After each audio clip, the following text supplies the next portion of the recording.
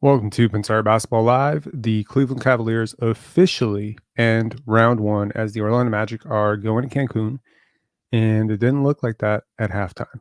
But alas, Donovan Mitchell is a superstar, not generally considered a superstar by a lot of NBA fans, perhaps because he's played a lot of his career in small market teams. But when the cards are down, this is still Spida Mitchell, and he is a very, very good shot maker.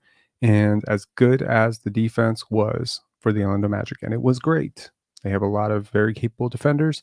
I think Jamal Mosley came up with an excellent scheme to slow Donovan Mitchell down. I think at halftime, you could have made a case that the Orlando Magic were playing great basketball and the Cleveland Cavaliers were playing abysmal basketball. Frankly, the Cleveland Cavaliers played right into their hands. They wanted Donovan Mitchell to beat them. And frankly, Donovan Mitchell said, bet, I'll beat you. It did not help Donovan Mitchell that Darius Garland had one of the worst games of his life. It did not help Donovan Mitchell that Evan Mobley pretty much was an automatic turnover every single time he had the basketball in his hands. It did not help Donovan Mitchell that the Orlando Magic could not miss a shot apparently in the first half. And it really looked bad at halftime. I tell you, it looked bad. And I felt kind of stupid because yesterday I very confidently, very boldly claimed, and even today I was telling my girlfriend, I was like, it's so obvious the Cleveland Cavaliers are going to win. These betting odds don't make any sense to me. It's so obvious. And then, of course, we get notice that Jared Allen, bruised rib, allegedly bruised rib, is not going to play game 7. And I'm like, uh-oh. And then the Orlando Magic jump out to a 20-10 lead. And I'm like, uh-oh, right? There is a reason why Game 7s decidedly have always favored the home team. Correct me if I'm wrong. Somebody correct me in the comments after if you research this. I believe, if memory serves me correct, there's been like 140 to 150 Game 7s played in NBA history. And I think like 37 have been won by the road team. It is very hard. Typically, if it's going to happen, it's not going to happen with a super young team. And that's what was making what the Orlando Magic did so great. And then in the second half, frankly, they just turned the water off, right? A lot of unsung heroes for the Cleveland Cavaliers because their stars, apart from Donovan Mitchell, really did not show up. First of all, Jared Allen is one of their stars. If you consider the Cleveland Cavaliers as a four-headed monster of Darius Garland, Donovan Mitchell, Evan Mobley, and Jared Allen, well, Darius Garland was a no-show in this game. That might be putting it a little bit too much in layman's terms. That might not be right to say, but he was really shaken. The physicality of the Orlando Magic, it shakes a lot of people, and it shook him. Okay, Evan Mobley was shaken and stirred. Jared Allen was in street clothes. He was not there. So it was really on Donovan Mitchell and whoever wanted to join him. And who joined him? Well, Max Strus, shot making. Sam Merrill, shot making. Tristan Thompson, a little bit of toughness inside, right? And man, in my opinion, just the guy who deserves a lot of credit, the two guys that deserve a lot of credit, Karis LeVert and Isaac Okoro. To me, those are the unsung heroes. Apart from Donovan Mitchell, who was every bit the best player in this game, I think those guys really deserve so much credit. Isaac Okoro for his defense on Paolo Banchero was just awesome, right? Just incredible. And Karis LeVert, just overall, you needed an outlet, in transition. You throw the ball to Evan Mobley, it's a turnover, right? You throw the ball to Darius Garland, he's overthinking it. And there was a lot of overthinking. There's a lot of people, a lot of young players, frankly, that shit the bed tonight, right? And, you had these guys who were kind of proven. They'd been there a little bit, and that experience really showed off.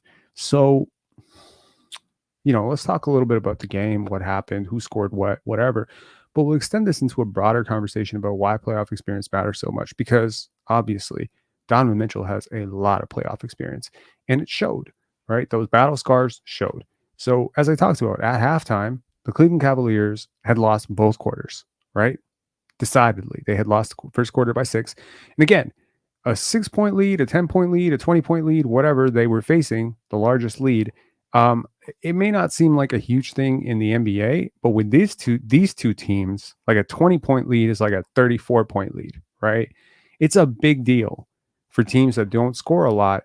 Once again, the Orlando Magic do not crack 100 points. So for them to be up 20, it's a really big deal because there's not going to be 160 points scored by, either side in this game. Neither team cracked 110, right? So the largest lead for the Orlando Magic was 18. I mean, just take a look at the game odds. I think it will be so fascinating because there was a point in time where you could make a case that the Orlando Magic were like 90% favorite to win this game. Just take a look at it. Hang on. Win probability. At the peak. Oh, wow. I guessed that. 89.7. That was my calculus too. 89.7% in the middle of that second quarter. And then you saw a few shots go in. And it started with, honestly, for me, the momentum swing was the Magic, who were very physical. They got away with murder, frankly, in this entire game, holding on screens and holding cutters, and they were just getting away with everything. And they picked up a lot of fouls, and they're a very foul-prone team. And at the point that the score was right here, right? Donovan Mitchell makes free throw 2 of 2. It happened right here. Donovan Mitchell goes to the line, finally eclipses 30 points, cuts the lead to 14. And I mean, like, again, when it's 44-30 in these two teams, you're feeling like this is a blowout in the making for the Magic. But they put Donovan Mitchell at the line with a silly foul, and then they put Sam Merrill at the line. And so again, it's like you're kind of buying a team hope when they can't make a shot to save their lives against your defense. And the Cleveland Cavaliers half-court offense was just abysmal, and transition was just not happening. Obviously, the rebounding advantage was there, and yeah, you were bailing them out by giving them these chippy points. And again, 4 points makes a really big difference in a game like this. And those 4 points that they surrendered there, and then the Magic call timeout right there, you could feel it. Like Jamal Mosley could absolutely feel it, and it was right there. And then it just never quite got better ever again. Like, it was boom, and it swung right there at 64-64, and that was 3 minutes left in the third quarter. Donovan Mitchell, all the swagger in the world, going to the fans, doing whatever, just looking so confident. And what a gutsy performance for Donovan Mitchell, following up a 50-piece, right, with this incredible performance where he had 39 points, besting Paolo Banchero, who had 38 points. And yeah, the first half was not efficient for Donovan Mitchell, but as the commentator said, he does not turn himself off. And, as I've grown in this game, I have greater and greater appreciation for shot making. Perhaps my biggest blind spot as a basketball analyst has always been my reluctance to embrace high volume shot takers, right? I really like those well-rounded defense, offense, a little bit of rebounding, a little bit of screen setting. I like those guys, right? I like you'll never hear me say shit about Jared Allen. You'll never hear me say shit about Franz Wagner, because these are very well-rounded players. But when it comes to guys like Cade, Paolo, etc., these high-volume takers, you will often hear me be very critical of them. Trae Young, guys like this. But it is apparent to me now, after watching, the NBA for 25 plus years, that shot making matters so much, down the stretch. And, guys like Caris LeVert, guys like Donovan Mitchell, to a lesser degree, Caris LeVert, but a guy like Donovan Mitchell, guys who can dribble, pass, shoot, guys who can get their own, guys who can put that pressure on the rim, guys who can get past their man and draw a second defender, kick it out, make simple reads. In theory, those are the most valuable players in the NBA, right? In tight situations like this. But then you look on the other side and you see Jalen Suggs, right? A guy who doesn't generate his offense very well. And you look at a guy like Evan Mobley, a guy who can't generate 2 points or put together a post move twice that he can put to memory. But those guys were super impactful too, right? Evan Mobley, providing help defense in the absence of Jared Allen.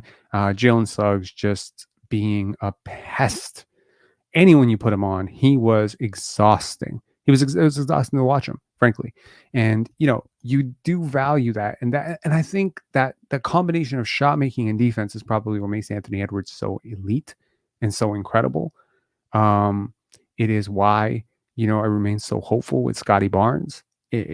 because there is shot making potential and there's incredible defensive potential. And you're like, man, if you can put together both those things where you can be a guy that can put so much pressure on the middle of the floor that the team has to collapse, and you have the playmaking chops to like shred them in those situations, plus you have the ability to turn the water off on them defensively on the other end, like you are unstoppable in the playoffs if you combine those things. So, I think a lot of good things for the Magic. This is not a shame thing. They are a very young team. No one expected them to get to a game 7. Frankly, I don't think most people should have expected a game 7. I think there's supposed to be a and frankly, to not to throw shade on the Magic, but I don't think that if Jared Allen plays the last 3 games, I don't think this gets to a game 7 personally. But every team won every home game. So a couple of lessons to learn here. Number 1, shot making matters. Number 2, interior defense matters. Evan Mobley. And number 3, good offense beats good defense. Okay, maybe that's 1. And number 4, get home court advantage because you never know when you're going to need it. And the Orlando Magic, had the Orlando Magic played this game 7 in Orlando, I have no doubt they would have won this game. It makes a difference somehow. And you would think if you have never played competitive sports that it shouldn't make a difference, right? It shouldn't make a difference. But man, when you start, that momentum thing in basketball means so much, right? Like when you felt the Orlando Magic just putting pressure, and they were up by like 15, 16 points, and Jalen Suggs is like, Franz Wagner, Jalen Suggs, Mo Wagner, like these guys, Paolo's making shots, threes are dropping, Wendell Carter's going off. If this game was happening in Orlando, granted, the Orlando fan base is kind of like, not so great. But imagine if this was happening in a home setting, like that place would be lit. But it was deafening. It was just quiet. It was so quiet, right? But the minute the Cavaliers started to put together consecutive baskets, it got very loud for the Cavs. And that energy in the building, if it's there, right? If it's there, can be very, very contagious and very motivating. And somehow, there's like a rhythm thing in basketball where it can sort of accelerate good rhythm, right? And it can sort of become a little bit intimidating for the other team. And I'm not saying Cleveland is like the greatest place to play, and I'm not saying Orlando is the best place to play. New York is a friggin' incredible place to play. I will say that. So the Indiana Pacers will be up against it tomorrow. But I think it was a very interesting game in that sense. I think Jonathan Isaac was defensively very, very good. I think Cole Anthony shot making, Markelle Fultz. There were a lot of, let's say, errors down the stretch that this young team is just going to have to learn from and move on. Jalen Suggs, in terms of shot making, I mean, he was not great. I mean, he shot 2 for 13. He was 2 for 10 from 3. Franz Wagner, he goes 0 for 5, 1 for 15. I mean, they got nothing from those guys. And it'd be very easy, right? You got to combine. Let me just put this into perspective. You got to combine 22 points from Gary Harris, Jalen Suggs, and Franz Wagner. Okay? In a combined, oh my God, in a combined nearly 100 minutes, they gave you 22 points. That's crazy. That is absolutely insane. That is nuts. And I mean, it's not for a lack of trying. I mean, Franz Wagner just played the worst game of his life, right? And I'm sure a lot of people are going to call him a choker, right? I have pretty much been on the record saying I think Franz is a better player than Paolo. He didn't look like it tonight. He will recover from this. I'm sure of it, right? But there was some mention in the commentary about he's a classic overthinker. Well, he definitely overthought the shit out of this game, right? He gets into foul trouble early, right? And it snowballs. It's like quicksand. There's this movie with Keanu Reeves in which Gene Hackman and Keanu Reeves, called The Replacements, in which Keanu Reeves is asked to define quicksand when it comes to being a quarterback. And he said that, sometimes the momentum of the game can make you feel like you're sinking, like quicksand. And it feels like the more you move, the more you sink. I think if you talk to Kyle Lowry after that first series against New Jersey, which started the We the North era, where he missed that shot, where Paul Pierce gets the tip, I think a lot of that series probably felt like that for him. Kyle Lowry, people don't remember this, but Kyle Lowry was often remembered as a playoff choker. There's a lot of guys who've choked in a big way in their first time, right? Donovan Mitchell was the opposite of a playoff choker, right? He was incredible in the playoffs for years, and then suddenly he wasn't for a while, and people were like, "Oh my god, this guy sucks in the playoffs now." It balances out, but I think the playoffs expose who you are, right? Um, for the Cleveland Cavaliers, I mean, you think Paolo had no help? Holy shit! Darius Garland goes 3 for 13. Evan Mobley goes 5 for 8 with 6 turnovers.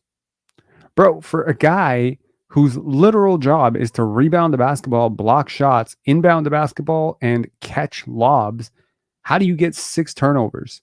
It was literally like every second time he touched the basketball in the paint, the Magic were just taking it away from him. The physicality of this game got to Evan Mobley in a really big way. And look, I am very pro Evan Mobley and very pro Franz Wagner. So I look like an idiot in this game for sure. But I like these guys for the same reasons that, I'll always stick to it. Like the longer term vision on these two guys is that they're two-way guys who are very smart, intelligent team basketball players. Will either of them ever be a superstar?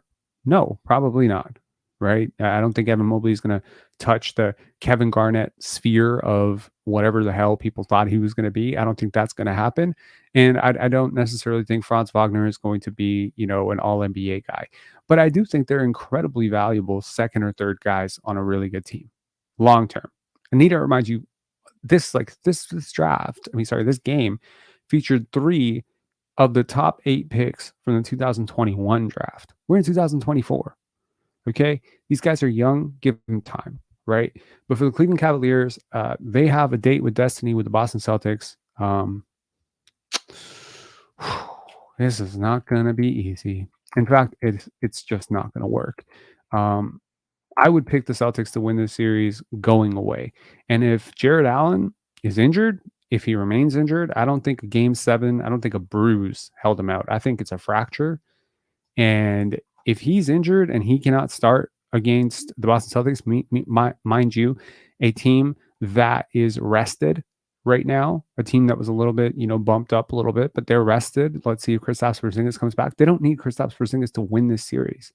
I'll be very curious to see who guards Donovan Mitchell. There's no team in the league that is better equipped to deal with Donovan Mitchell. But as we saw today, doesn't matter how equipped you are to deal with him. Jalen Suggs might be the best perimeter defender in the NBA. It didn't matter. Shot making just won out, right? And I think the one thing with the Cleveland Cavaliers that maybe they're going to miss Jared Allen the most is his screen setting, because Evan Mobley ain't it, right? He doesn't hold position wide enough. And, when you have guards like Darius Garland and Donovan Mitchell, that they come off these screens and then they blitz downhill and they put this pressure on this defense. The first part of that equation just does not happen if you don't get a solid screen. So, man, they could use like a serviceable big body that's more talented than Tristan Thompson right now. So Godspeed for Jared Allen. I hope he can get back, because this is not going to be a competitive series whether he comes back or not. But I think it might be a wipeout. If the Boston Celtics want to, they will sweep this series. No problem. No problem at all. There's just such a gap. There is such a gap in talent. Whatever we saw from the Orlando Magic in terms of size, physicality, all that stuff, they were one of the worst shot making teams in the league. Okay. And this went to a game 7. In a lot of ways, I think the Orlando Magic are such an imbalanced team, but I think the Celtics might be better than the Magic defensively. And they're the complete opposite offensively. Like, you have a team that can't make a 3 you're now going to go up against a team that sometimes looks like they can't miss a 3. Like, if the Celtics catch fire against the Cleveland Cavaliers and Jared Allen is not there to catch them, like, this is so over. It's not even, like, I don't want to say it's not worth watching. I'll watch it because there's only 4 series to focus on now, but I don't think this is going to be even close. It's not going to be close. So I don't know. It's interesting, right? Where do they go from here, right? Well, where do the Cleveland Cavaliers go from here? Well, I hope they can have a little bit of a kumbaya with Evan Mobley and Darius Garland, and hopefully those guys know that, and JB Bickerstaff as well, because frankly, there would be a lot of fucking chatter right now about those two guys getting shipped out potentially, and JB Bickerstaff being fired tomorrow if they had choked this game. So I hope they have a nice Christmas bonus. Thank you, Donovan Mitchell, for saving our fucking asses, because frankly, he and Karis LeVert and Max Strus and Sam Merrill with his 8 points, timely 8 points, because only 2 guys scored off the bench. Where's Georges Niang? Like, where is Georges Niang right now? Right, 3 minutes talking all that shit about Scotty, his trainer talking shit about how Scotty needs a new trainer or whatever. My God, what are you doing, Georges Niang? 3 minutes, and they needed him, right? So Donovan Mitchell just comes up huge, gets to the line, puts pressure on the rim, took Jonathan Isaac at the rim, didn't matter, just held himself in place, suspended in midair, just found a way around it. And I wonder if sometimes these games come down to exertion of energy. We saw it like the other day as well. I mean, sometimes you jump out to this big lead and then you just, you're so spent, right? Minnesota, they came out to a huge lead, and granted they held on yesterday. But man, like sometimes you come out to this huge lead and then you start to get gassed because you put the foot on the pedal. You hit the pedal on the metal so fast, you didn't sustain yourself. The other team now has that counter punch. They're in better rhythm, and you might not come back from that counter punch. So it is a game of attrition. I'm always interested to see, how this game, the sort of ebbs and flows of, very rarely do you see a game which is tight throughout. Sometimes, a team gets out 15, 20, 16, 17 points. And I think, let's condense this. I don't want to talk for like 3.5 hours. There's not enough to talk about anyways. So let's talk about 2 things. Number one, let's talk about where the teams, specifically a certain set of teams that have been bounced, go from here, right? And let's start with the Orlando Magic because they just got bounced. What do I think they need?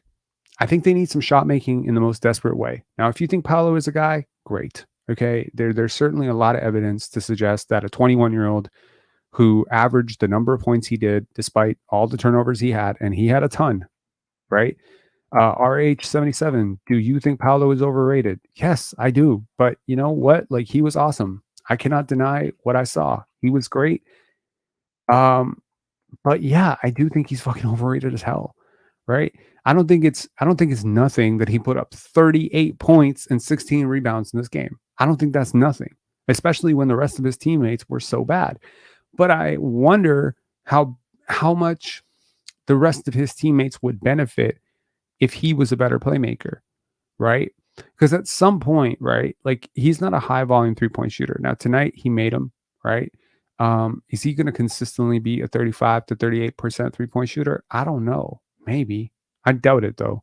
And if he can be, then yeah, that changes the equation a lot because he's huge and he has a lot of advantages. And even though he's not great defensively, I do think he is a very, interesting first option. He's not the worst first option. I'll tell you that, right? Like, I mean, I feel way better about him than I do about a guy like Cade Cunningham. Way better. But his lack of vision, like there's so many times where he's coming down the court and it's like, oh my God, there is a clean pass to Joe Ingles in the corner, which would accelerate some of your offensive process, which you do not have much of, right? Or there's a streaking cutter. And if it's just like, if he could see that cutter 2 seconds before he gets to his spot and he could start thinking that way, I don't know.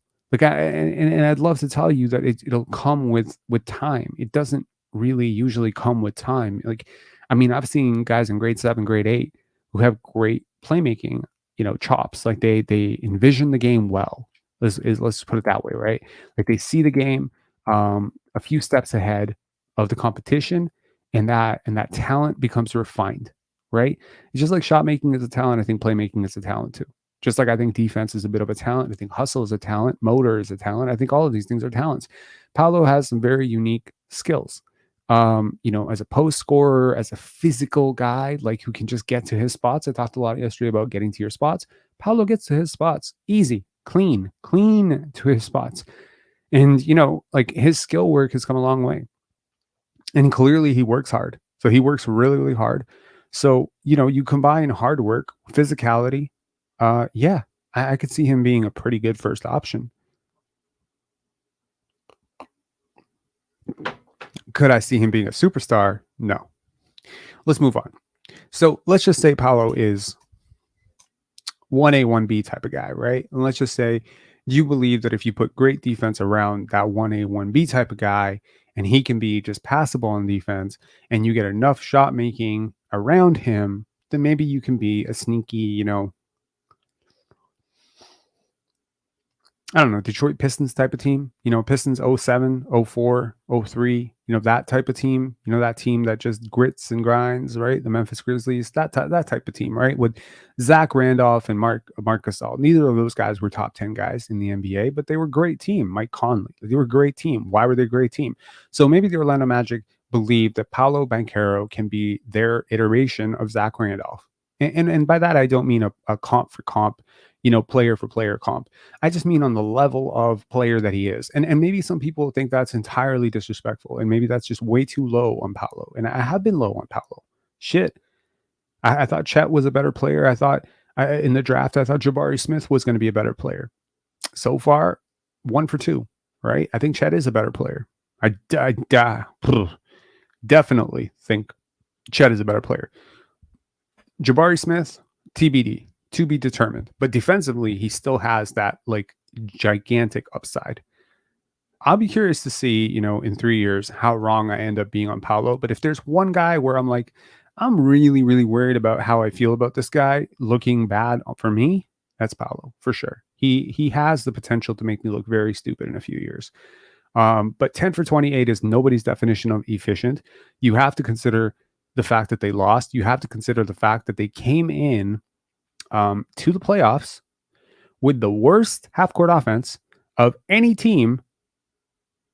Just bear in mind, any team that made the play-in or the playoffs, which means they had a worse half-court offense than the Bulls, the Hawks, the Clippers, the Kings, anybody who was in it. So basically, they were at the bottom of the league in terms of that. Where they made up for it was on the glass, with their size, with their physicality, with their defense, which frankly, he is a part of it. He is not the engine that sparks their defense. And so it is hard for me to credit him for the success of the Orlando Magic the way I would the success, ascribe, say, for instance, I credit Luka with the success of the Dallas Mavericks, Luka and Kyrie. I think they're a really, really big part of what goes right over there. Whereas I'm like, okay, let's say I replace Paolo with a guy who's not a superstar or nothing close to a superstar. Let's just say I replace him with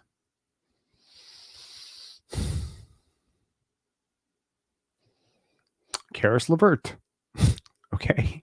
So a guy who has some shot making ability, but isn't a superstar. How much worse do the Magic get? 4 wins, maybe 3. Is that the gap here? I don't think that's a superstar impact. I consider superstar impact to be in the 10, 12, 14 win type of situation, right? If I replace your best player with an average center, like let's just say, for instance, I replace Nikola Jokic with Jonas Valanciunas, how much worse the Denver Nuggets get? I think they might not make the playoffs. Frankly, that's the gap, right? If I replace Jalen Brunson with Dennis Schroeder, how much worse do the Knicks get? I suspect they might not have made the playoffs. I think it's a really big gap, right? So again, it's like, you're going to credit the guy. We have this habit as I guess fans to credit the guy who has the 25 points, right? But someone's got to have 25 points, right? So, I mean, yeah, I think that's a fair point, right? BI, Brandon Ingram, I think he's a little bit overrated too, but man, I love his game. Like, it's smooth, right? And that's the same thing with Paolo, right? Like when you watch Paolo play, I will say one thing. If anybody from Team USA ever watches one of my lives, I will say this. If you prioritize Paolo Banchero over Scotty Barnes in your team going forward, you're fucking crazy. Like, let me make a really solid argument. Let me make myself big for this. Let me make a really solid argument for Scotty Barnes on Team USA. Dude, Team USA needs Scotty Barnes. Like 1000%. This is the perfect guy.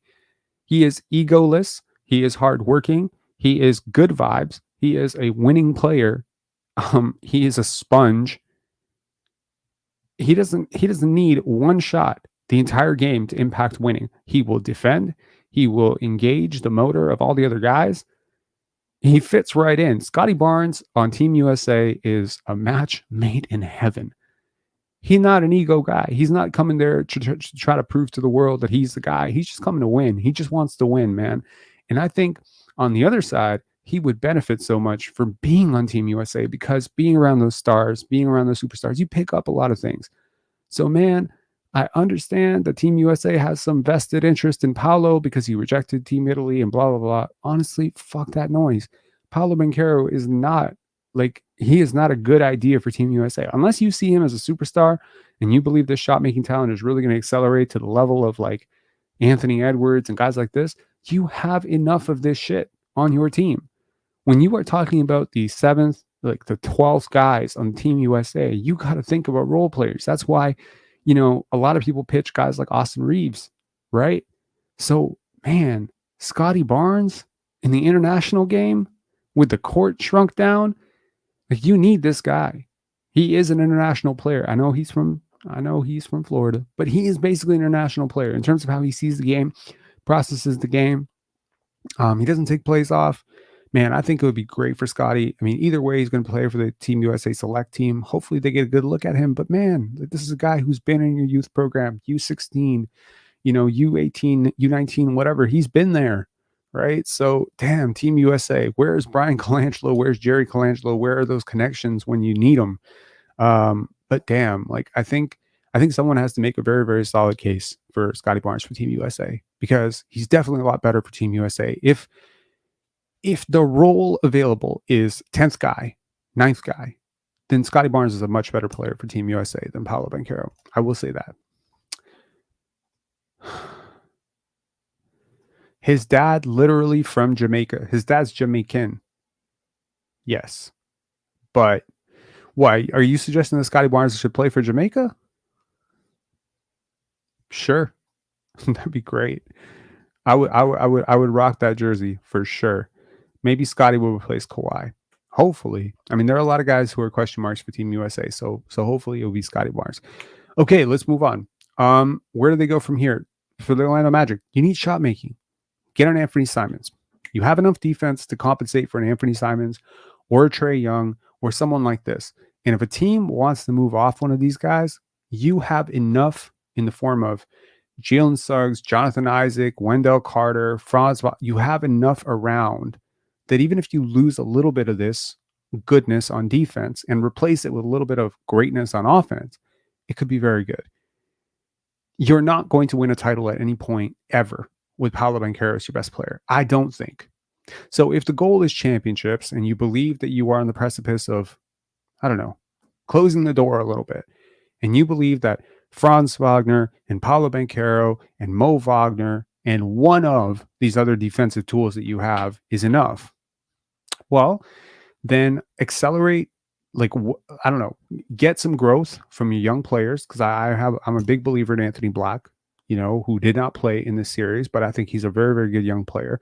And I think he will be able to do a ton of what Jonathan Isaac can do at some point. He is a live wire athlete. He's a great defender. Maybe not quite Jonathan Isaac, but there are other teams in this league that are starved for defense. The Raptors are one of them. So when you take that into consideration, swap a little bit of defense for a whole lot of offense, maybe move off some future picks, because Franz, despite how he played in this game, is a very good player. It's a very good young player. He's going to be extension eligible. Paolo will be extension eligible next summer. Franz is extension eligible. Jalen Suggs is extension eligible this summer. And I got to tell you, if Jalen Suggs was extension eligible last summer, probably would have gotten him on a really cheap deal. But now, I mean, unless his agent is completely stupid, he has identified himself as the premier lockdown defender on that team. This playoff showing, if I'm Jalen Suggs' agent, I'm just cha-ching, cha-ching, cha-ching, because this was a great showing for him. He went up against two elite guards and at times made them look like scrubs. So, every team is out there thinking, man, if they don't pay him, if they let him go, into restricted free agency, there's going to be a very big offer for Jalen Suggs. There's already a lot of GMs who love him, from the youth cycle and from Team USA and all that stuff. So honestly, Jalen Suggs is another guy, Team USA. I think would be great for Team USA. They're going for Paul George. Paul George would be an excellent player to put there. Yeah, I think Paul George, Devin Booker, Trae Young. I think these are the names. Anthony Simons. These are the guys you got to look at. It's completely different tiers of players I just mentioned. Obviously, Paul George and Devin Booker are closer to a star tier, right? Whereas Anthony Simons might be less of a star, but you're going to pay for that, right? You're going to pay, if you want to pay $45-50 million to Paul George, well, you do have some pretty expensive players coming up. Paolo is going to be a max player. Like it, love it or hate it, guys like Paolo and Cade are going to get extended for the max because their teams have to extend them because they have the numbers to justify that valuation. And, so yeah, that's where I would go if I was the Magic, but they have nothing to be ashamed of. They played a great series. They were incredible. They had a really good season. And the last year and a half have been very, very encouraging for the Orlando Magic. What about RJ to Orlando for Suggs and Isaac? I think you may be overshooting the value of RJ Barrett because I'm not sure. And again, this is just me. Okay. I don't think that RJ Barrett is worth more than Jalen Suggs right now. Would I rather have him? That's a completely separate question. But I think I know the defense is always worth less than offense when it comes to pricing, valuation, whatever. But I cannot imagine a situation in which they value it. However, in theory, what you're talking about is a good idea. I think RJ Barrett would help, but I don't think they would give up what you think they'd give up. What would be, a fair return for RJ Barrett for the Orlando Magic if the Orlando Magic decided to go that way? And again, he played high school basketball there at Montverde, right? So maybe they're familiar with him. Maybe they've tracked him for a while. Obviously, Jeff Weltman, Anthony Parker. There are some ties to the Toronto Raptors already in that organization. They probably have a very good pulse on it. I don't think the Raptors want to give up on RJ Barrett, frankly. I think the Raptors love RJ Barrett. I don't see why they would want to give him up. But if they did want to give him up, what is a fair deal for the Magic? I think it would probably be something like Jonathan Isaac, Jet Howard, and a pick, maybe. I don't think you're prying away one of Franz Wagner. Maybe it'd be Wendell Carter and something. Like, I just don't think you're getting Jalen Suggs, Paolo Banchero, or Franz Wagner for RJ Barrett. And I think Wendell Carter would be shooting for the moon, frankly, in terms of trade negotiations. I just think that the problem with losing the way the Raptors did and how the Raptors have lost is that the players who lost the games don't get fairly attributed for their losing. RJ Barrett did not lose all these games by himself. In fact, a lot of the games where the Raptors were losing, he didn't play, right? How many games did RJ Barrett even play for the Raptors this year? Like 35? I mean, I would love to look at it. Hold on one second. Oh, God. I mean, he missed a ton of time, right? But unfortunately, he is one of the top 2-3 guys, as people would look at it. He's one of the top 2-3 guys on one of the 6 worst teams in the NBA. And that's gonna matter. He played 32 games for the Raptors this year. 32 games. They were obviously sub 500 in the 32 games he played. But, like I also think like people forget that he's 23 years old. I think that he has more value for the Raptors than he does for any other team. So, but yes, I do like your idea of the Magic trading for RJ Barrett. If I was a Magic fan, I would be very interested in that. The problem is, who does he replace, right? Like, does he replace Jonathan Isaac, right? So you run out a lineup of Suggs, and I think that was sort of like the equation, right? It's like, okay, what is the lineup what does this lineup look like to you? Jalen Suggs, RJ Barrett, Franz Wagner, Paolo Banchero, and Wendell Carter, right? Let's assume they don't give up any of their guys. Let's say they give up Jonathan Isaac and Anthony Black, or Jonathan Isaac, Jet Howard, and picks or something like that. Let's say they keep that tap. Like, how does that starting lineup work? Is it a good lineup? Is RJ Barrett enough, like, to offset some of the issues that they have? Is he so bad defensively that their defensive rating that is holding them so high in high regard, it kind of falls off? I don't know. He'd be an upgrade on Cole Anthony, I'll tell you that. In terms of, like Raptors related stuff, I do think the Raptors could look at guys like Cole Anthony and Markelle Fultz. They should also look at DeAnthony Melton. They should also look at Tyus Jones. There's a lot of guards around the league that maybe, maybe moving on. So RH77, we aren't going to make any huge moves. Bobby said little moves for now. I don't trust Bobby Webster, man. I don't trust him. Anyways, let's get back to this here. Okay.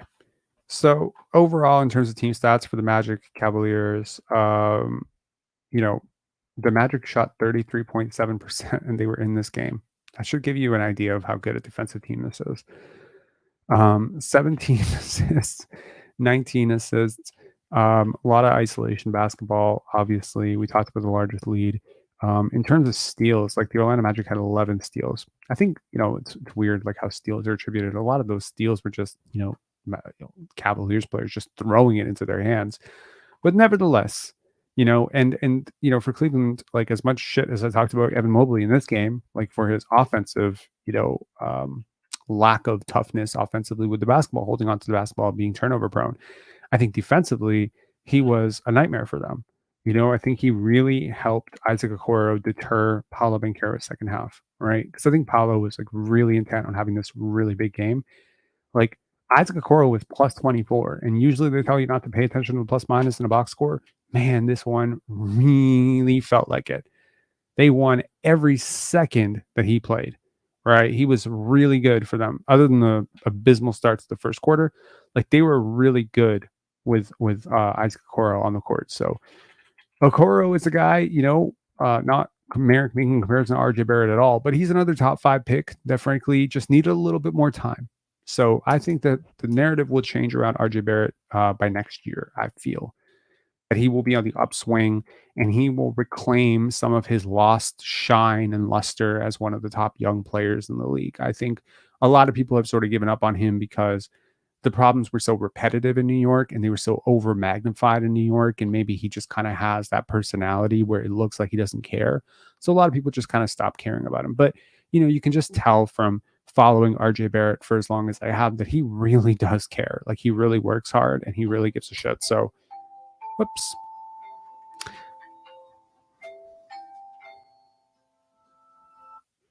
I have an alarm set for 5:30 every single day, and it drives everyone in my life nuts, and they don't understand why I do it, but I do it because that is the end of the day.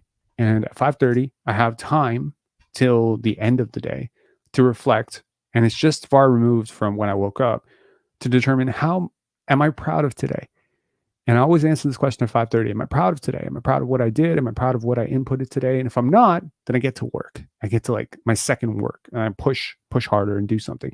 And if I am proud and I'm like, okay, then I unwind. Then I start playing chess, or I do it live, or, watch some basketball or whatever. So it's an interesting habit that I got into. I've never really heard anyone else do this. So I figured I'd share that with you because my alarm went off. Okay, moving on. Yeah, so some other teams that, got bounced. I talked about it a little bit yesterday, where I think there are certain teams that are just about to go into a major regression period. Specifically, teams like the Chicago Bulls, teams like the Cleveland Cavaliers, sorry, not the Cleveland Cavaliers, the Los Angeles Clippers, the Phoenix Suns, aging teams that maybe don't have a ton of draft assets, traded away a lot of their draft assets to get to where they are. And then there are teams that are on the come up, right? Maybe even teams that didn't make the playoffs, like the Houston Rockets, like the Toronto Raptors, like the Memphis Grizzlies, where I feel like there's a lot of budding young talent that is going to push those teams up and push them past some of these aging teams. We might end up with one more year of insane parity across the league. next year. Or we might end up in a situation where a lot of those teams that are kind of like on the outside looking in bottom out. Either way, I think this is going to be a very interesting and very busy offseason, particularly because I think that Cooper Flag in that draft, which is being touted as this really good draft, is going to be a really big catalyst and very big motivator for teams to want to be bad. Now, I think tanking is somewhat overrated. And I think that making the playoffs and just being competitive in a first round series, even if you have no chance, as much as it is often called treadmilling or middle of the pack or whatever the hell you want to call it, having no chance, middleman, no man's land, whatever. There is such a unique value to getting these reps. Now, people don't seem to think that playoff basketball differs materially from regular season basketball. They think it's a cliche. They think it's just some hype so that fans will pay attention. It's so different. It is so different. It is so fucking different. Playoff basketball is so different. Now, worth noting, there is the player experience, and then there's organization experience. There's the fan experience. There's all sorts of things that happen for a team when they make the playoffs. Take, for instance, the Orlando Magic. Let's build a timeline. Two different Magic teams, right? Magic team number one doesn't make the playoffs. They decide to tank, punt the season. They decide, hey, Paolo's not good enough yet. Franz is too young. Jalen Suggs is too injury prone. Jonathan Isaac may or may not be available. Let's just punt the season and let's not make the playoffs and just get whooped in the first round. Let's decide instead to, tank and get a top 5 pick. And let's say that there's this other Magic team that decided to do what the Magic did, which is, fight for their lives in do or die game 7 and get beat. Well, this Magic team has a few things going for it. Number one, the fan base probably is a lot more invested for next season, a lot more excited about next season. So it helps the organization and it helps the fans sort of connect around this team, right? There's some scars. You went through something together, right? This is an experience. It's just like we all watched Kyle Lowry miss that layup, in game 7 against the New Jersey Nets together. We watched DeMar DeRozan peel him off the floor together. We watched the start of We the North together. We watched Masai Ujiri say fuck Brooklyn together. And this thing united the fan base, but also very much united the team. So there is that element of camaraderie. And if you want to say it's made up, it's not, it's real. Then there's, of course, the element of the organization understanding what they have much better.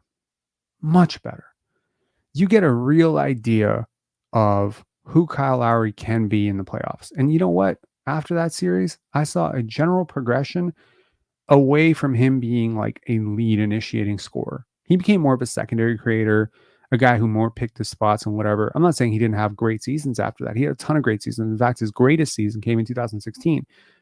But his play style changed a little bit, where there wasn't such a, I'm going to be Allen Iverson. It's more like, I'm going to be Mike Conley, Like there was, I'm going to be Jason Kidd. I'm going to be, Steve Nash. I'm not a score first guard, and he was never really a score first guard, but I think there were some realizations in terms of limitations physically that he would face going forward in the playoffs. The reason it's different is because teams can scout for you. Because they can scout for you, they can push you into places you don't want to go. Now, on a regular Tuesday night in September, October, you're going to face the Orlando Magic and they're going to have a general game plan for the Toronto Raptors, right? They're going to go in. They might have some specific ideas about things they want and don't want to do with Scotty Barnes, but they're not going to hone in on his tape. They're not going to spend weeks preparing for this November matchup against Scotty. And teams change so often now that you don't really have time to do that. It wouldn't even make sense. Teams change. What if you spent all this time in the offseason scouting for the New York Knicks and now the New York Knicks are completely different? So, this throws you off balance, but ultimately when you start preparing for a playoff series, now you do get into the minutia. You get into the details of what Scotty likes to do and what Scotty doesn't like to do. He don't like to go left. He don't like to go, like it's the same thing with RJ Barrett, right? He doesn't like to go right. Well, let's say we determine that Scotty Barnes doesn't like to turn left on the pull up jump shot or on the turnaround jump shot. Let's just say he does, whatever. Like, let's say if he takes 2 dribbles and a step back, it's less effective than if he takes 1 dribble and a step back. So I'm going to force him into the second dribble every single time, right? If I determine that a particular guy has a tendency to bring the ball a little bit low in the post, then I'm going to jab at it every single time, or let's just say I have a defender, who's a little bit high hipped and he just doesn't, he doesn't navigate screens very well because guys with high hips don't navigate screens very well. This is a fact of life. Well, then I'm going to put him into the runs 3-4 times. And I'm just going to milk it and I'm going to spam it and I'm going to spam it and I'm going to spam it. And then just when you think I can't spam it anymore, I'm going to spam a different side of it. And you are going to feel very exhausted by the end of it because you have never been so dissected before. And that is why the playoffs are so valuable from the player's side, the trainer's side, is you get a real understanding of who your client is and who they are not.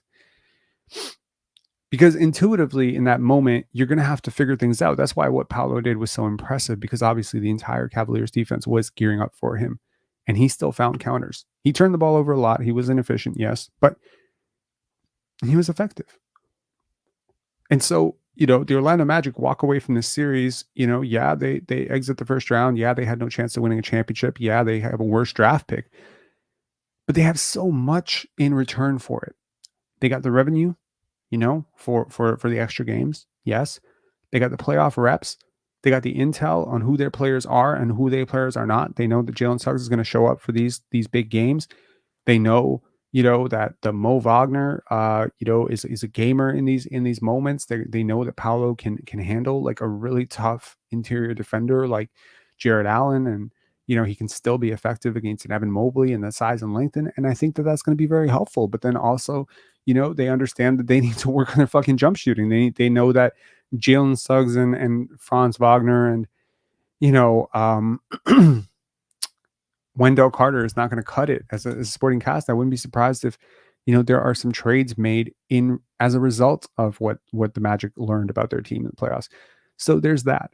But there's also like the collective for the team understanding what to do and dissecting the mistakes. There was a sense in the first half that I felt like the Orlando Magic really got, like their body language was so overwhelmingly positive. Like they had it going. And on the flip side, the thing that worried me so much was the Cavaliers' body language was so abysmal, right? In the first half, they were hanging their heads. They were fighting with the referees. JB Bickerstaff is like holding his head, wondering when is this going to stop. But you see a guy like Donovan Mitchell, who is, to point this out, he's still in his 20s. He's still a young player in the NBA, but he's a vet. He's a vet in the sense that, he was drafted a while ago and he's had a lot of playoff runs and he's had deep playoff runs and he's had a lot of playoff scars. And you see how much confidence he breathes into his team because those guys haven't been there. They haven't been there. They haven't had those deep playoff runs that he's had. Like they had an experience last year, fine. But to have a guy like Evan Mobley going through this, his trainer is going to be able to dissect this tape. And they're going to have to work on his hands. And they're going to have to work on his strength this offseason, And again, like that experience is valuable. And you have a guy like Donovan Mitchell who's probably gone through the rigmarole of the highs and lows of the playoffs and maybe letting the anxiety of the moment get too much. Look at how composed Kyle Lowry is today in the playoffs. That's because he's been there. It is a different game. It is a different sport. You do have to experience it for yourself. And one of the biggest determining factors of whether or not you will win a championship is whether or not you have the requisite playoff scars. Top 10 defense? Yeah. Top 10, top 5 offense? Yeah. Top 5, top 10 player? Yeah. But also experience. You need experience. And chances are the bulk of your experience is going to come before you're ready to win. But you have to get there one way or another, right?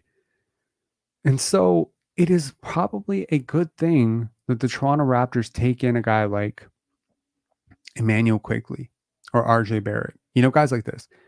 I'm sure a lot of people right now would probably flip both those guys for like a couple of top picks in this draft, right? Because there is this allure of the unknown when it comes to draft picks, right? You got to tank for Cooper Flagg because he's a shiny prospect.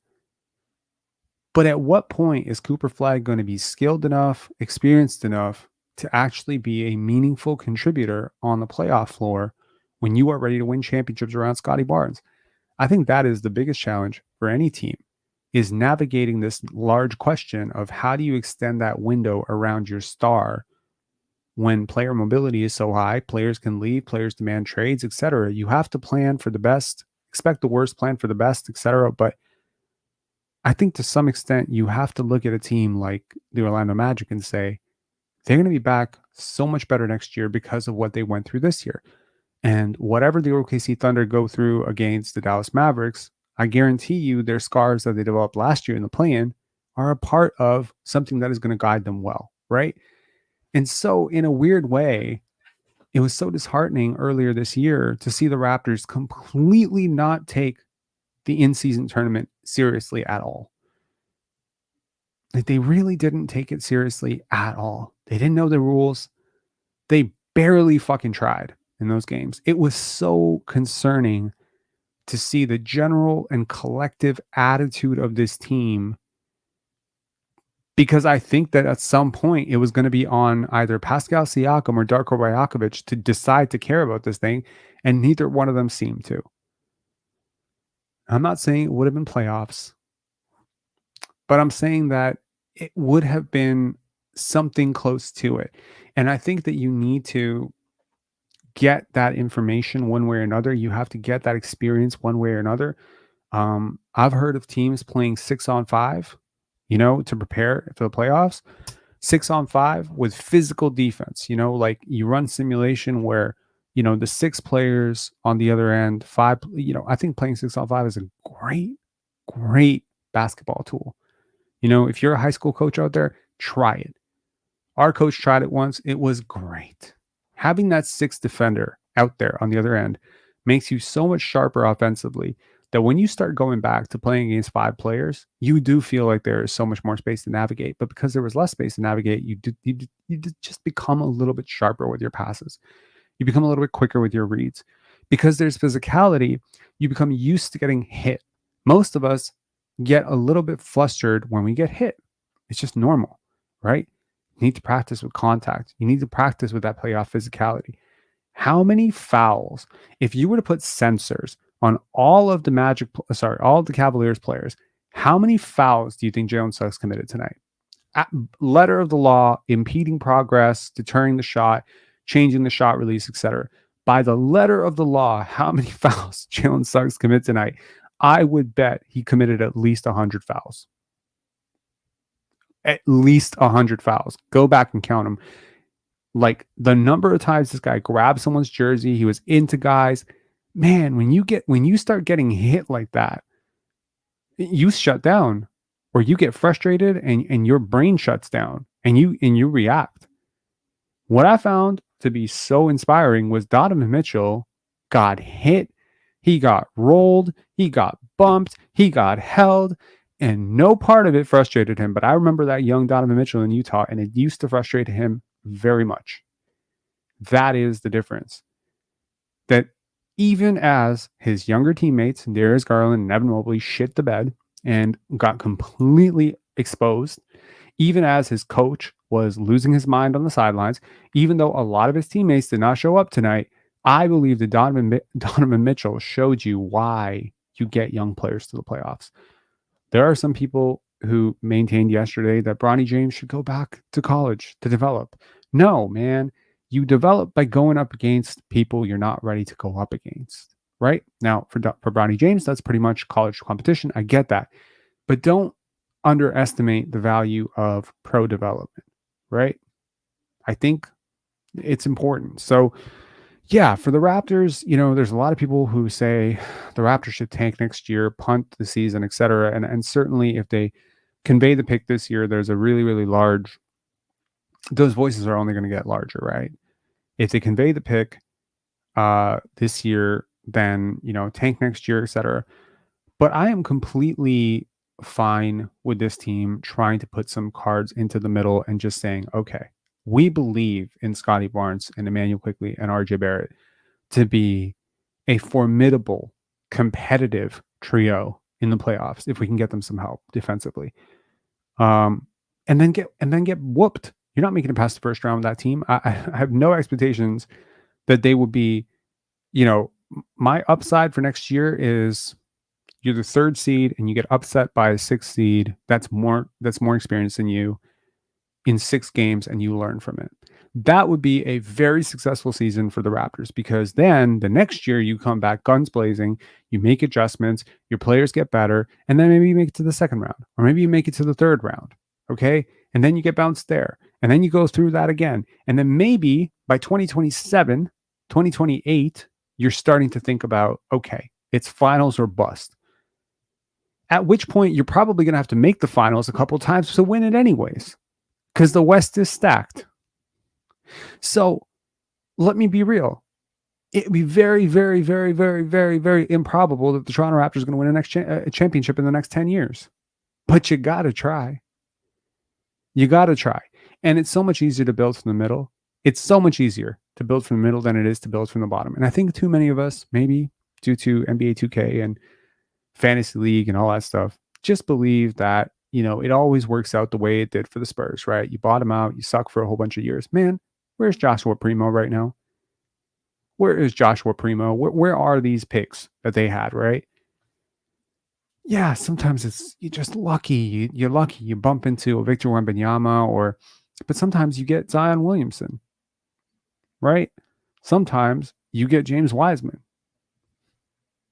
So draft picks are not for sure. I do think that the Toronto Raptors operate with this wisdom of building from the middle. Like, they've done it before this way, and they believe that having a winning program where consistently you're getting to 48 wins, it's much easier to get to 58 wins, 60 wins from that plateau than it is. And then, of course, once you're there, anything can happen, right? Of course, anything can happen. Kawhi's game winner, miracle. Klay Thompson and Kevin Durant get hurt, miracle. Joel Embiid shits the bed. Giannis Antetokounmpo kind of shits the bed. He isn't the passer that he is. You change one of those variables. Kawhi's shot doesn't go in, you get bounced. KD plays, you probably get bounced, because there's just so much. They're so much better, right? The overwhelming talent. If Giannis Antetokounmpo didn't have Eric Bledsoe in the corner to pass to, and he had sort of better way to navigate some of the schemes that the Raptors threw at him, you probably get bounced by the Bucks. My point is, it takes a lot of things to go right, but you have to show up to the dance. So you're going to have to start going to the dance at some point if you're the Toronto Raptors. I hope it's as early as next year, but worst case scenario, it's got to be the year after that. There's no way in hell you're going to lose for 3 years straight. So anyone who thinks this is going to be really bad for really long, I think you're wrong. I would be willing to put money on it. I don't think it's going to be bad for very long. I think the Raptors are a winning organization. I think they've shown that. I think the winning has sort of escaped them for a bit, but I think they did a lot of good things. Wonder if there's a sense of urgency with the Raps. I suspect that there is not urgency in the way that there was when they made the trade for Jakob Poeltl. But I don't think there's complacency either, if that makes sense. I know you're neutral on this, but if we did get the pick, would we trade it? If you got to be leaning a little bit on one side.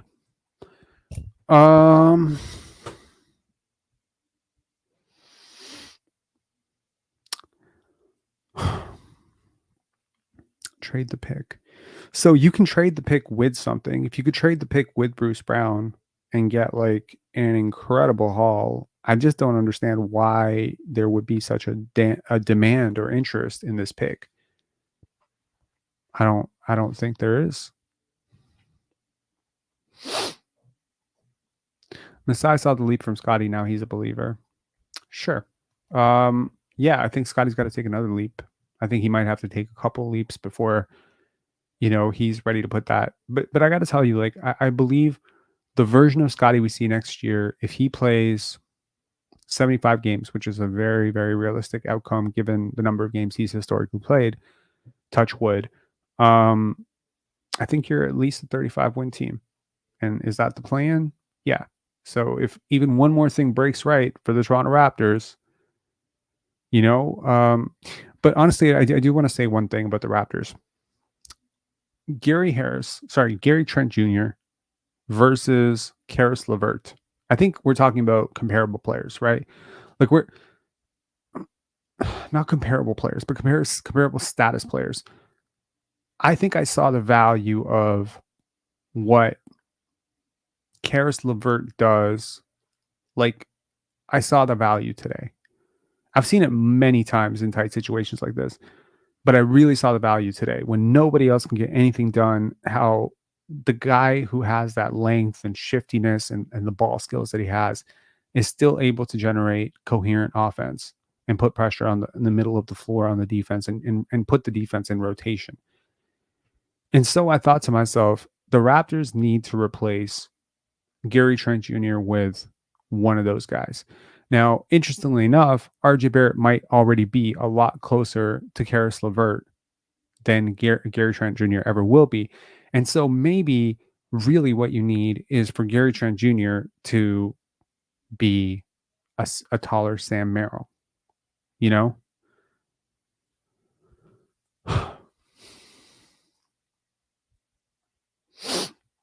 If Scotty gets a good handle next year, it'll be easier to get into the paint and easier to get fouls. I wouldn't be surprised if Scotty doesn't average 23 points next year. Yeah. Is the draft that week? It's a role player draft. Yeah. I mean, look, even in a role player draft, there are going to be a couple of all-stars. I have no doubt there'll be a couple of all-stars. My bet is they're not all going to be top 10 guys. There's probably going to be one guy in the top 10 who's going to be an all-star. There's going to be another guy top 20 who's going to be an all-star. And there's probably going to be a guy picked from 21 to 60 or in the undrafted heap who's going to be an all-star. Those are the odds. Those are the breaks, right? But I just don't think the upside on those all-stars is nearly as great as it usually is. Some teams need cap space, so Bruce Brown is valuable. Portland has too many players. Yeah, what do you want? You want DeAndre Ayton? I don't. You want Robert Williams? Maybe. Injury history is kind of scary. You want Malcolm Brogdon? Like, they have a lot of damaged goods. A lot of damaged goods are in Portland right now. So if you want to take a swing on one of those damaged goods, like last year, if y'all recall, if you watch this channel long enough, you know how much I petitioned at the trade deadline for the Raptors to trade either one of Fred VanVleet or Gary Trent Jr. for Jonathan Isaac and Jalen Suggs. How much I wanted that trade. I pushed that trade so hard, right? Partially because I was seeing the writing on the wall with Jalen Suggs that he was turning a corner in his career, that I was seeing the fruits of that even last year, but he's really turned it up to a new level that I did not think he was going to get to this year. But yeah, I think sometimes, again, in life, if you want to be successful, you have to be contrarian and you have to be right. I mean, frankly, that's the only way to get ahead, right? So I really, really believe that the Toronto Raptors are going to have to hit a couple of home runs this offseason for them to have. And I mean, it probably is going to be in a trade because I think free agency is probably not going to happen for the Toronto Raptors unless you get really lucky and OG Anunoby decides to come back, or Paul George has a complete change of heart and wants to be in Toronto or something. I don't see how free agency is going to be the answer. So it's going to be trades or it's going to be the draft. And personally, I really wouldn't mind trading Bruce Brown for future draft compensation, punting on this draft. Someone asked if I would trade this draft pick. Yeah, if I could leverage something that I got back in the trade for a young player and future draft compensation, right? I think being patient is going to be a good thing. There's a conventional wisdom that you don't trade top 3 picks. Most teams don't trade top 3 picks. Probably a good reason that you should consider it. There's an allure to a top 3 pick that is like the allure of a new car. It's worth a little bit less the second you drive it off the lot, right? Anthony Black is not worth as much as the 4th overall pick was last year. I'll tell you that. In terms of a pure asset management thing, the season he had, he is not worth as much as he was as a blank canvas 4th overall pick last year. So if the Orlando Magic had wanted to get something that could have really helped them in this playoff run and probably could have put them over the edge as a shot maker, talent type, they could have gotten that for the 4th overall pick last year. They might have even been able to get that for that fucking, 11th overall pick that they spent on Jet Howard. But they needed 2 picks. At some point, you have to know when a pick is maybe not so necessary. You have to extend all these guys. If Anthony Black is worth the 4th overall pick, he's going to be a max player. You don't have a max slot. Now, I'm not saying trade top 5 picks, top 6 picks because, prematurely, but at some point you're going to have to realize in the new CBA, you can't sign all these guys. You're not going to be able to. And teams like the OKC Thunder are going to run into this problem too. How many max slots do you have? Right? How many slots do you have? That's probably why they have all those draft picks. J-Dub, Chet Holmgren, Josh Giddey, Shai Gilgeous-Alexander. That's 4 max players. I mean, okay, fine. Josh Giddey's not going to be a max player. Fine. The combination of Josh Giddey and Cason Wallace will be a max player. You might say that's a 4 years down the year problem. No, it's 2 years now on average, right? Might also make some sense with that 19th overall pick to draft a ready to win now type of player like a Jaime Jaquez. And that's why. Because Jaime Jaquez might be, frankly, the best contract in the NBA. Him and Brandon Podziemski and Trayce Jackson-Davis, when you consider what they are paid for what they do, some of the best players in the NBA. In terms of, what you get. So, yeah, I would not mind if the Toronto Raptors, okay, here's a hypothetical. Let's leave it at this and then we'll end the live at 6:00. Hypothetically, if the Toronto Raptors get a top 3 pick, I would trade it for the following. I would trade it for an elite 3-and-D wing, like a young elite 3-and-D wing. Let's say I would trade it for Trey Murphy III and a future draft pick. Actually, I might even just trade it for Trey Murphy III straight up, personally. I think I would trade it for Trey Murphy III straight up. Or Herb Jones and a draft pick. I think that to me, it might not be popular, but it helps the New Orleans Pelicans to not have to pay one of those guys because they are very capped out with Brandon Ingram. Honestly, I might also look at, okay, here's the deal. Let me know if you would do this deal. Would you do, let's say the Raptors land with the 6th pick. Would you do the 6th pick plus Bruce Brown for, okay, would you do the 6th pick, Bruce Brown plus, the Raptors don't really have a lot else to trade, do they? So I was going to say, would you do the 6th pick plus Bruce Brown for Brandon Ingram? But I don't think he's going to be available for that package.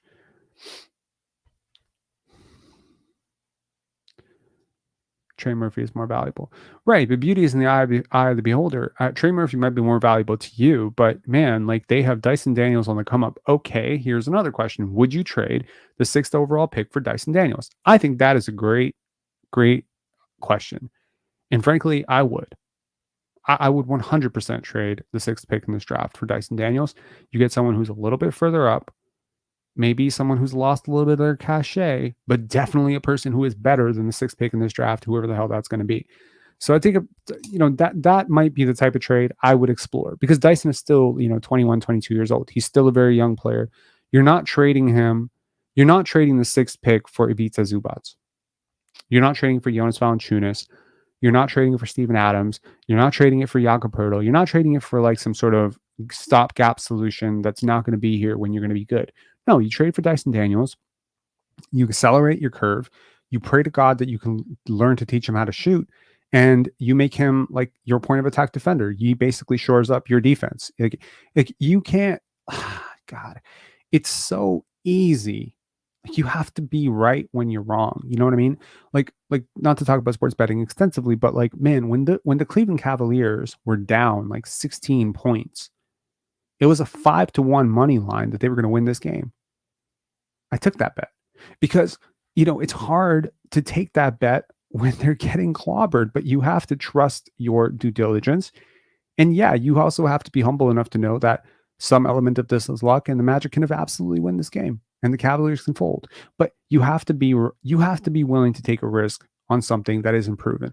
Because if Dyson Daniel comes out next year and he becomes Jalen Suggs level, defensively, with a little bit more to offer offensively, given his size, well, then he's not gettable for that price. You have to project, and you have to take a chance.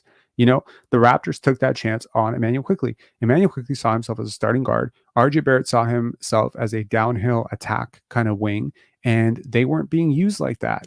They weren't being used like that in New York. So the Raptors decided, okay, we are going to take a chance on these guys being more than what they've shown. And the New York Knicks decided that, hey, we're going to take OG Anunoby and make him more of what he already is, because we need him. I still believe, as great as OG has been, that the Raptors won that trade partially because their bet has been more right. RJ has expanded. He has been way more efficient. The player that the Raptors traded for 4 or 5 months ago from the New York Knicks is an inherently different player than the player RJ Barrett is today. RJ Barrett is a way better player. I think Immanuel Quickley has shown things to New York fans, they might not want to admit it, that frankly he had not shown in New York. And granted, the stain of being on a losing team is still there, but I think that the Raptors got players. They took a chance on players being more than they were, and they were right. So, continuing with that, if you were to trade right now for Herb Jones, you would be doing the opposite of that. You'd be trading for a ready-made commodity. You'd be trading for an OG Anunoby, right? That would be getting your OG Anunoby back. Well, trade for a Dyson Daniels before he explodes and blows up. Trade for a Kevin Huerter when his value is down, and you can rehab some of that value. Trade for Jalen Suggs a year and a half ago, not today. Do you know what I mean? Like, you have to project and you have to be right. And typically, if you're going to be right in a big way, as in if you're going to be profitable when you're right, you're going to have to be right when you got to zig when everyone else is zagging. So if people are ready to give up on Dyson Daniels because he didn't play a lot in the playoffs and, he's had some real struggles with his jump shot, then you got to find value in his defensive analytics, I think. So yes, I would trade the 6th overall pick for Dyson Daniels. I would trade the 4th, 3rd pick for Trey Murphy the 3rd. I might be reluctant to move off the 1st or 2nd pick unless I was wowed with maybe a Trey Murphy plus stuff. And I do think that there are teams out there that will be looking to get under the cap. And, if the Raptors want, there will be options for them with that pick. But that being said, it's the scary part about that is if you don't include draft compensation coming back in that trade, well, then basically you're stuck with 19th pick, right? 19th pick plus 31st pick being your only draft picks for 2 years, because you're probably going to convey that pick next year if you take a win now player now. So on the upside, you convey a worse pick to the Spurs. On the downside, your next draft pick is 2026. Are you willing to go that long without an influx of young talent? You better be really right about this player that you trade for, I think. Anyways, thank you to all of you who joined into this live. It took sort of a loose structure, but thank you to all of you who've been watching these videos. Thank you to everyone who's been subscribing and growing our channel. It has been awesome. Again, we inch closer and closer to that 10,000 subscriber milestone. I was just looking at our channel analytics. We were at almost no subscribers in September of 2022. Almost none. I think there were like 200 subscribers. September of 2022. We are in May of 2024. So, can we get to 20,000 by September of 2024? That would be awesome. Because it would be, well, I mean, if we can get to 24,000 subscribers by September of 2024, it would literally have been 1,000 subscribers a month for 24 months. That would be cool. Draft lottery, 3 p.m. Sunday. Yeah, it's a week from now, and we will be doing a live for that, and you will see me lose my mind on a live if the Raptors because see, the problem is you'll know right away if the Raptors have lost their pick if you know what you're looking for, right? Because the Raptors, well, actually, no, you won't. No, you won't. No, you won't. Because you're going to have, okay, so here's the thing. Let's say you get into the draft lottery. They always descend it, and then you go down to the first pick, right? So they call out the 14th pick, the 13th pick. And let's say they call out the 11th pick, and it's not who you were expecting. That means Team 11 had moved up to the top 4. Now you guarantee do not have the 6th pick. You're guaranteed. So now you're just holding your breath, right? But you also don't know who else moved up, right? So there's a chance that you could be like expecting the Raptors to be like a top. You walk into, if you're the average person who doesn't understand the math on this, you're walking into draft lottery next Sunday expecting to hear Raptors have the 6th overall pick. I am walking in expecting basically anything else, right? I'm walking in expecting to see them 7th, 8th, 3rd, 4th, 2nd, or 1st. That's it. In a very unlikely situation, I'm expecting them to be picked either 6th or 9th. Okay. So basically, the Raptors could potentially pick 9th, which means the Spurs would pick 9th. It could happen. Will you feel better about it? I don't know. I don't know. I mean, maybe you'd probably feel better about it than them picking 7th. I guess you'll be like, oh, well, we gave up the 9th pick for Jakob Poeltl. You see how stupid and how fickle the whole thing is? It doesn't matter. You're not the Spurs. What fuck does it matter what pick they get? It's just you not getting the pick. But my point is, I think the average fan will feel a lot happier if the Raptors convey the 9th pick. My point is, it's going to be so nerve-wracking because the second a team has moved up, now you know what's even more nerve-wracking? When a team doesn't move up and you're like, please, God, let us be the team that moved up.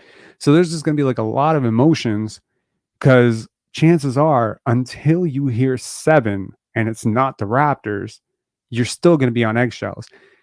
And there's probably going to be a fucking commercial break at pick 8. So you're going to see me lose my mind. And I don't think I'm ready for this. Paul Blunt saying, I hate this pick.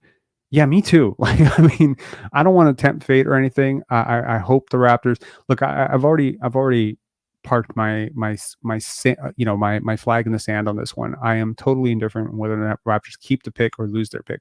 I have a slight preference them keeping the pick if it's a high pick, and have a slight preference them losing a pick if it remains a 6th overall pick, if that makes sense, right? So if it's a 7th pick, I have a slight preference, obviously, of losing the pick. If it's a 6th pick, I'd prefer that they take the 7th or 8th, whatever. But there is a part of me, like a small part of me that believes in a couple of these players at the top. And I'm just like, wouldn't it be fun?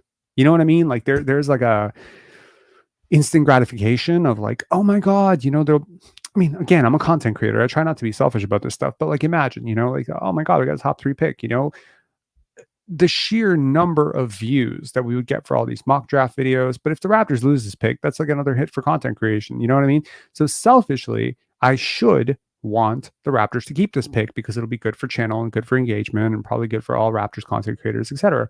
But as a true Raptor fan, I honestly don't really care. Like, I'm very indifferent on this. I've done out the logic on this. I don't expect the Raptors to be great next year. I do expect them to be pretty good next year. And I kind of want them to have their pick next year. You know what I mean? So obviously in a dynamite great scenario, you get a top 3 pick. It's a really good player. You make some win now moves in free agency and through trades. You trade Bruce Brown, you take on some contracts. Maybe you get maybe you take a chance on a Malcolm Brogdon. You know what I mean? Would you trade Bruce Brown for Malcolm Brogdon? I don't know. Maybe. He's a much better player. That much I will tell you. Maybe this top 3 pick, top 4 pick turns into something really good. And then maybe you are the Orlando Magic, but instead of, a totally green team going into the playoffs with no chance, you have a team with RJ Barrett, who's been there, Scotty Barnes has been there, Emmanuel Quickley, who's been there. And they can exercise these demons together. I don't expect them to win, but maybe that would be a better way. So there's a part of me that doesn't really care, but as a Raptor fan, I don't really care. But as a content creator, I want them to get picked. As I said, I don't have a dog in this race. I can see a situation in which both sides work out phenomenally for the Raptors, and I think that's a pretty good thing. You know what I mean? It's like having $100 bet on both teams. You don't care. You don't care who won. The Raptors have hedged very well, in my opinion.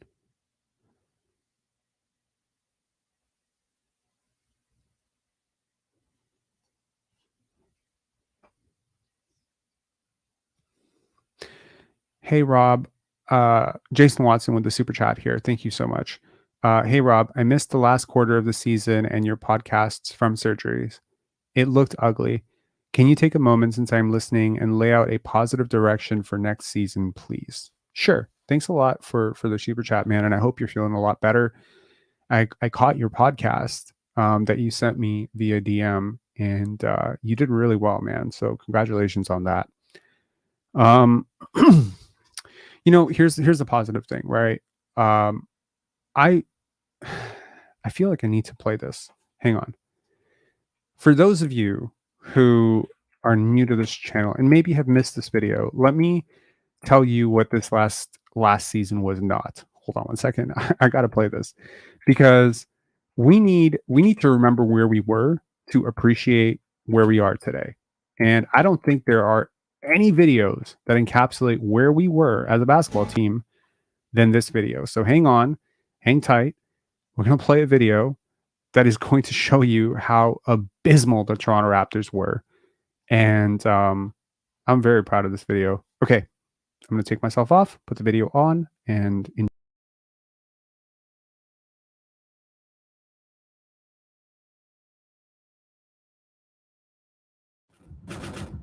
from the company that brought you 25 years of this bullshit and the worst cell phone reception in North American history comes a team so lost, so dysfunctional, that this is their leader. Ben Taylor was terrible. You just want to be and and you got 15,000 people calling you an ass. It's a lot of bleeps.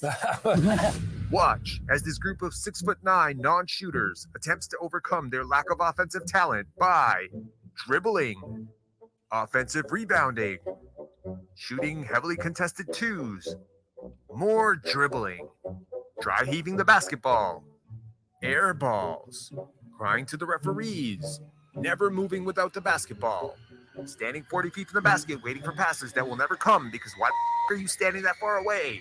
More dribbling? All right, gotta get it. And when it all goes to hell, trading their future draft assets for one of the worst shooters in NBA history. Hey, he was eating cereal, and it's like he never left, and everyone likes Jakob, and the pick probably won't be good, all right? God, coached by the man who can't stop complaining and looks like that guy from Operation. Fall asleep crying to Vince Carter and Kawhi Leonard highlights as you try to remember what having a real superstar feels like. It felt pretty great. I talked a lot of...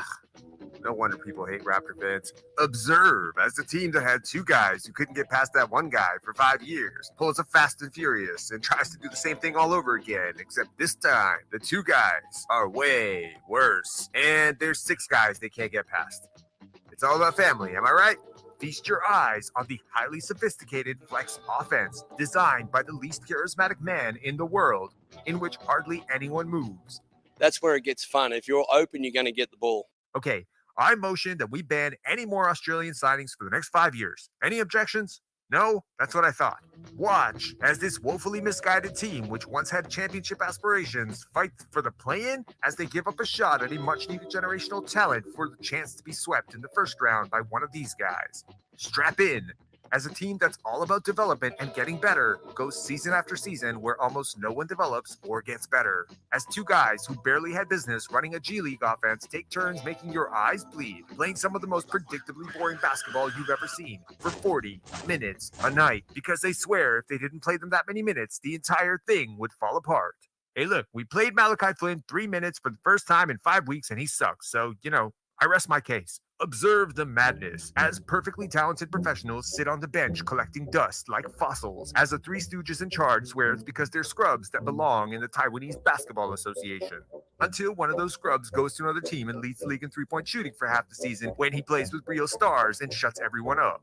Sometimes that happens when you're not playing for like a week or so.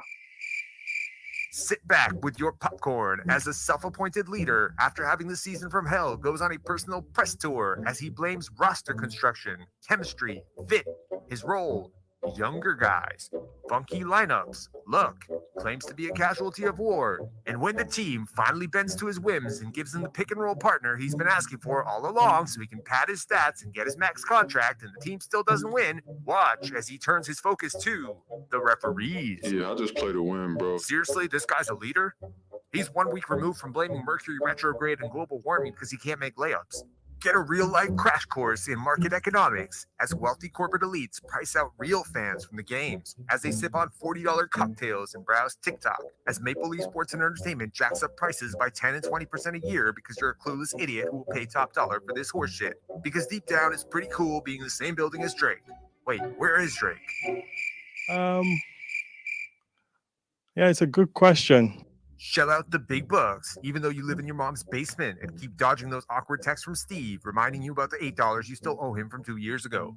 You didn't need premium gas. You know it. I know it. Steve knows it. God, stop being a douchebag and take the bus like the rest of us. Watch as the team's top 2 talents are relegated to setting screens and standing in the corner as this wannabe washing machine does his best Kobe Bryant impression, only to disappear in the fourth quarter every single game. Rest in peace, Mamba. Watch as one of the most talented and hardworking two-way wings in the NBA stands around with his arms up as everyone ignores him and pretends he doesn't exist. Witness the chaos as a hockey-crazed Toronto media that doesn't know shit about basketball talks about how Scotty Barnes doesn't work hard enough, even though he's a better player at 21 than they thought he'd be at 28. Witness the retractions as a 21-year-old who half the fan base swears can't even play basketball becomes one of the 5 most clutch players in the NBA, having big-time fourth quarters against actual Defensive Player of the Year candidates as he shows them who's boss. All the while, casual fans can't stop complaining that he does too many commercials and needs to work on his game instead of doing Twitch streams. Yeah, Boy by Scotty. This isn't just another city. This is my home. Fight the fields, fight the... Witness the high school drama that no one asked for that's really one part horror movie, one part Greek tragedy, as the fan base collectively loses their minds trying to figure out who unfollowed who on Instagram. Don't do it, Mike. Don't do it. So it started with Fred unfollowing Scotty because he was tired of the Instagram algorithm showing him Pensari basketball posts. But Fred refollowed everybody, but not Scotty. He refollowed Scotty, but Scotty still doesn't follow him. And now Nick Nurse doesn't follow Siakam, but he's definitely following Alanis Morissette. Seriously, just be like OG, guys. Just have an Instagram account that you never check, never respond to your DMs. Seriously, OG, please be my best friend. I'm your biggest fan. Welcome to the season from hell. Starring Napoleon Brickfest, The Real Slim Shady, and one mixtape, Gentle Cycle Edition, Nick Nursery. OG Adobe doesn't shoot to miss. Gone in 60 seconds. Scotty doesn't know. Scotty doesn't know. Don't tell Scotty. Doesn't know. Scotty doesn't know. So Precious. Joe Not Exotic. Straight out of Rexdale. The best player from Douala, Cameroon. That's a 7-footer out there. 81 reasons your opinion doesn't matter. Mr. Clean. The Dingo ate your playbook. Freddie Fanboy number 1. Freddie Fanboy number 2. Freddie Fanboy number 3. Freddie Fanboy number 4. Today, Junior. Patience is a virtue. Boy Genius. This prick. This other prick. The uncle you don't invite to Thanksgiving. Stephen A. Smith. Dollar Tree Edition. And Free Jeff Doughton. Jurassic World. Lost Season. I think that was good. All right. No Raptors were harmed in the filming of this Honest trailer. I hope you guys subscribed. I hope you liked it. I hope it was funny. Like a lot of Raptor fans, I am very frustrated. I thought this would be a funny way. Maybe something cathartic that we could all laugh. Okay.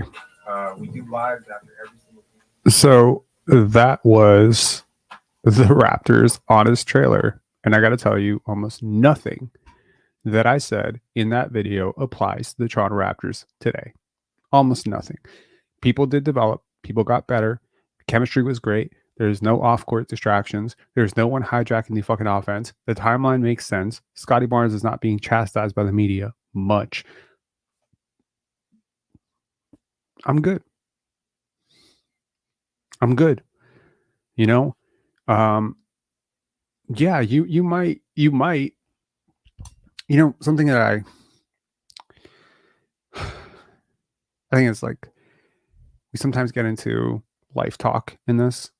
Something that I always like have arguments with my girlfriend about is absolute values versus relative values, right? When you're an organization that is used to making the playoffs, winning championships or a championship, competing for a championship, there is an element of shock that comes with being the sixth worst team in the NBA, especially if the reason that you root for the team is not because you love basketball and you happen to be, a like loving the Raptors, but rather you just love rooting for a team that wins. It might be really difficult for the media and casual fans to embrace what the Toronto Raptors have done in the last 6 months. I understand that. I get that. I question it, though, right? I mean, look, I'm not an idiot. I understand our channel growth slowed down significantly in February. Significantly. It never recovered. I know that our video views dropped, not as much as other channels, but a lot. I know that interest in this team declined game after game after game after game. I know that. I know all of it.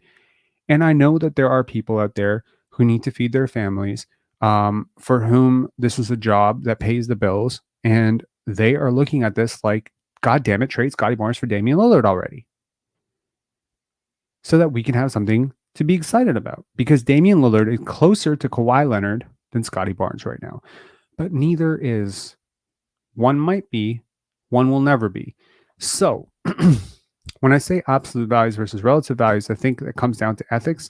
I think that comes down to money. I think that comes down to a lot of stuff. Everything can't just be better or worse.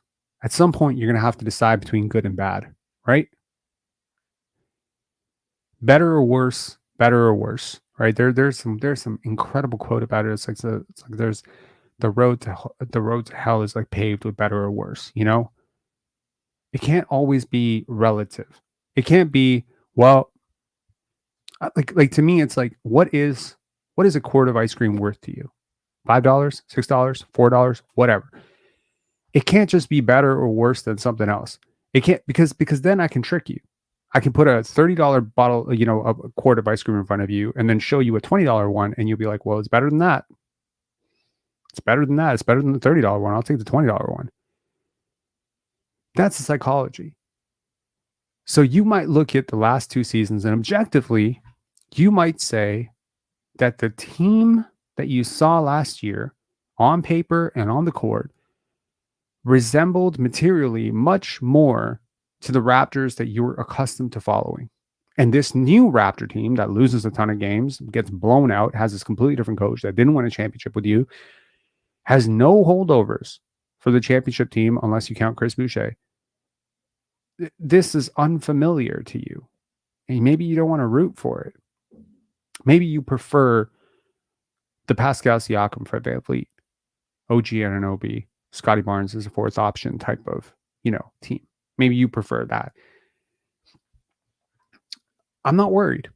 If you're a casual fan or if you're a media member, you're supposed to prefer that. It's good for business. It's good for nostalgia. It's better than. I was worried for a while that Masai Ujiri preferred it too. That was more worrying to me. So I understand the great deal of sacrifice and guts that it took to tear down the way that the Raptors did. I think it took guts to not pay Fred VanVleet what he wanted last offseason because he kind of had you by the balls after he made the Jakob Poeltl trade. I will say this confidently. Fred VanVleet was bad for the Raptors. Partially because everything with him came down to his own personal leverage. Now, you might say he's been good for the Houston Rockets, as one comment, back here was, what was he saying? Hold on. Where the hell is it? Mo Beasley. Yeah, Fred definitely hijacked the Rockets last season, huh? Bro, this is where I say better or worse, good and bad, right? There's a code of ethics, right? I need to know who you are when the cards are down, right? I need to know who you are when I don't have leverage in our situation,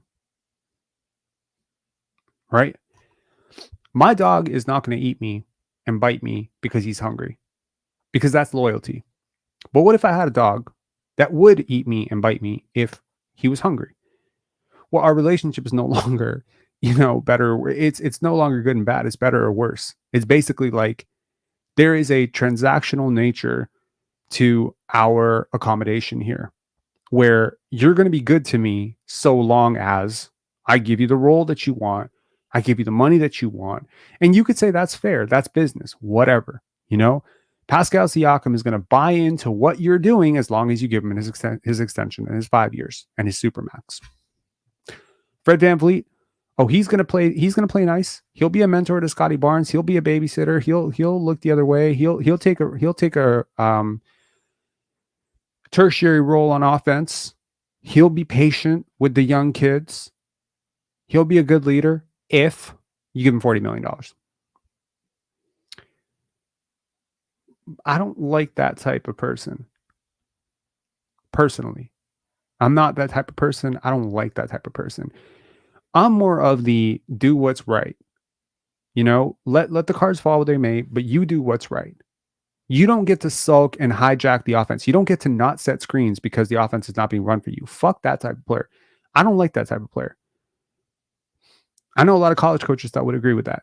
They don't like that type of player either. And frankly, a lot of NBA players are like that. If you don't design the offense the way they want it, they're not defending for you. They're not screening for you. They're not boxing out for you. And they're paid millions of dollars and the fans want to see them. So good luck fucking trying to bench them. That's why it's hard to coach in the NBA. You need to get buy-in from people that have all the fucking leverage in your situation, which means, yeah, it's hard being Frank Vogel. It's hard being, guys like this.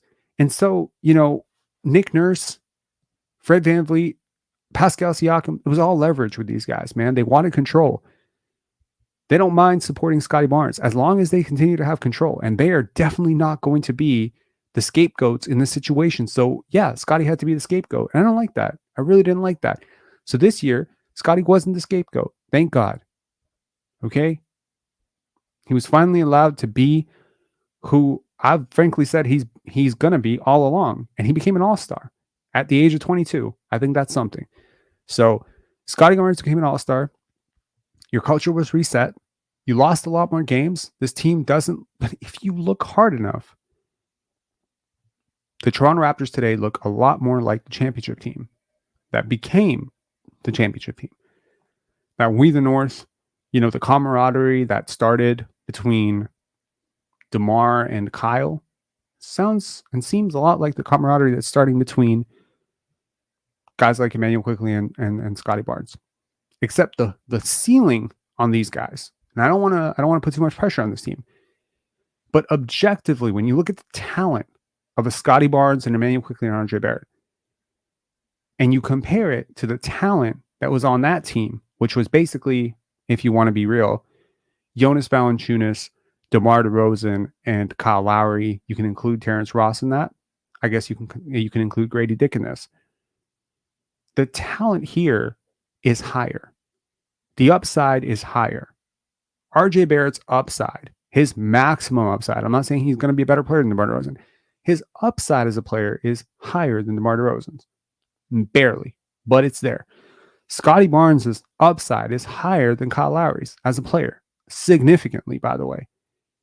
So if this works out, not only, and by the way, you do have players who are getting there younger. How old was Kyle Lowry at the start of We the North? He was already 26 years old, 26, 27 years old. You're getting all these guys together in their early 20s. I don't feel like the Raptors' young core, whenever I hear other analysts that I respect talk about like young cores around the league, they always talk about Orlando. They always talk about Minnesota. They always talk about OKC. They always talk about Portland. They always talk about Charlotte. Why do they not talk about the Toronto Raptors? I think there's a lot of good stuff happening. So Jason, I appreciate the super chat, bro. To put it lightly, everything that I wanted, almost everything that I wanted for this team, I got at the end of the season, or by the end of the season. Yeah, Jalen McDaniels continues to struggle. Yes, Bruce Brown was a disappointment. Yes, Jordan Nwora probably won't be back. Yes, there's a lot of question marks. Yes, it sucks that the Raptors couldn't tank earlier. Yes, they're probably still likely to lose their pick. And yes, it probably feels like a lost season, but a lot of guys got better. RG got better. Emmanuel quickly got better. Scotty Barnes got better. Grady Dick got significantly better throughout the year. So, I am encouraged. I think they'll come out next year, and I think they will be a solid play-in team with an upside of being like a 4th seed. And I can't wait to cover the Toronto Raptors next year. I am probably the most optimistic Raptor fan in the world right now. Very excited. All right. See you guys tomorrow after the Indiana-New York game. I'll catch you guys later. Thanks a lot for supporting this channel as always. And well, I said thank you. Thank you. Thank you for the super chat, man. All right. Take care, guys. Have a good one. Enjoy your evening.